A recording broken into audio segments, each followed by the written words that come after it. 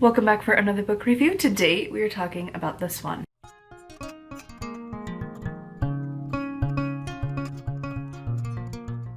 So this is Change Your Space to Change Your Life by Julie Ann Segal. Elevate your energy with feng shui, one room at a time. So this is a very brief introduction into feng shui. Most of the time she's going over the basics with examples from her business as a feng shui consultant. I gave this a 3 out of 5 star. It's just okay for me. It really just didn't do what I wanted it to do for the book. And like the majority of this is like, first of all, it kind of seems like you still just need to get the consultant to do the job, because it just tells you how she deals with it, kind of, but it doesn't tell you how to really do it yourself. And also the big thing that to me, I know I'm a little more hyper aware of this given our situation, but like I just was left at the end of the book being like, so how does this apply when you're poor? Because this is like a book for the middle class. This is not for our tax brackets at all. I don't know about y'all. We are not middle class. We are not upper middle class. We're not even lower middle class. This book is not for us. It is so out of touch with the recommendations because every single one, there is no budget. So that's great. That would be easy. I could make my space wonderful if I did not have a budget to keep in mind. But alas, budgets are a thing. And like all of the feng shui things are like, you're doing massive change, huge renovations, whether it's physically doing a renovation, new flooring, changing walls, changing furniture, like that stuff is expensive. Even new paint is expensive, if we're being completely honest, depending on where your budget's at of level of poor.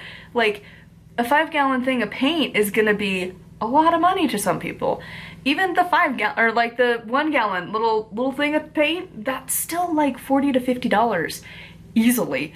That's the last time when I painted this room, was how much that cost. To some people, that's nothing.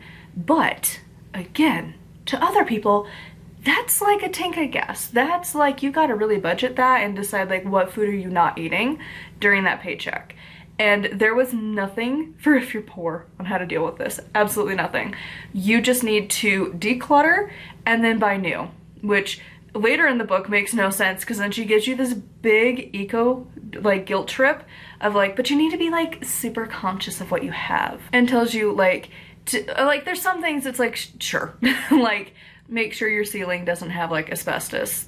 Yeah, that's been proven to be really bad. Let's change that. But then there's other things like the glue that was used in your floor might not be the most eco-conscious option. So tear it out and put new. That's more eco-friendly. And like you shouldn't be having like a TV, and like you need to be very aware of how around like technology you are. And it's like cool. No, but cool, I guess. It really wasn't helpful. The majority of this book was just her telling you how she as a consultant has done jobs and not even giving you the details really, but like super vaguely. Like, hey, so this dad wanted his daughter to come around, so we redid his basement to make it cozy. Cool. Or, hey, well, I decided that this room needed to have this kind of art. Cool, a red flower. You're like, okay, I guess. I don't know how that... I don't know how this would apply to my experience reading this book, really. It's cool that that works for you, but it just... I was left very confused and not a lot of like takeaway actual things to do from this book.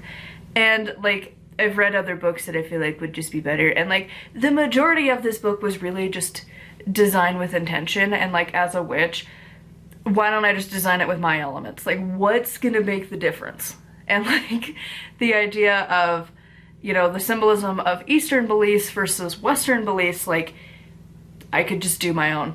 Like, I could easily be like, well, okay, how am I balancing our 5 elements? Where is, you know, in this room, how much is each of the 5 represented? Pretty easy to nail that one down. And like, the only thing that I really took away was that like, you should probably have like a waterfall, I guess, and like a wind chime. And that was about it. And it was just like, if you just go into your space with a witch mindset, you'd be fine anyways too. Like, This book just left me really confused and really didn't actually tell me how to do feng shui in my house. So I would recommend this book mostly if you are a beginner into feng shui and you are like middle class and have a budget that's like a decent sized budget to be able to handle these things, because I'm looking at that going, yeah, I can't like get new furniture. That's not a thing. Furniture is hella expensive. Like, I am saving up to get like my husband a new bed. Do you know how expensive that is? That's like $2,000 to $3,000 for like a new bed. Because like if you get really cheap, you're getting really cheap. So if you want to save up for something that's like not maybe quite as cheap, still expensive. Even the cheap options are expensive. But like something that'll last for a minute, it's still expensive. And I know it's a soapbox. I know, I have my soapboxes. But I don't know, I feel like if you're into this kind of book and you are in our financial situation, you're just gonna end up feeling like, wow, I'm too poor for this too. So I just mentioned it for anyone else who's like, wow, I'm not in the tax bracket for this.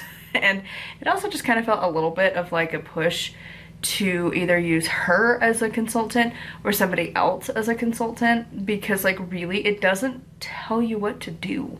Like there's not like, it's not very beginner friendly on what to do. Room by room, it doesn't tell you what to do. It doesn't tell you how to organize your like bedroom, for instance. And yet I've done Google searches and found more information. So like this book was less helpful than a very quick Google search, to give you some context. Needless to say, this is not one that I will personally be buying. I am happy to take it back to the library. I would love to know your thoughts on this one in the comments down below. As always, a huge thank you to my patrons. If you want to support me and get access to exclusive content, it is patreon.com/nightwillowcrafts. Make sure to like, comment, and subscribe. I post every single day. If you want to check out my books, they are always linked down below. And until next time, thank you so much for watching, and blessed be.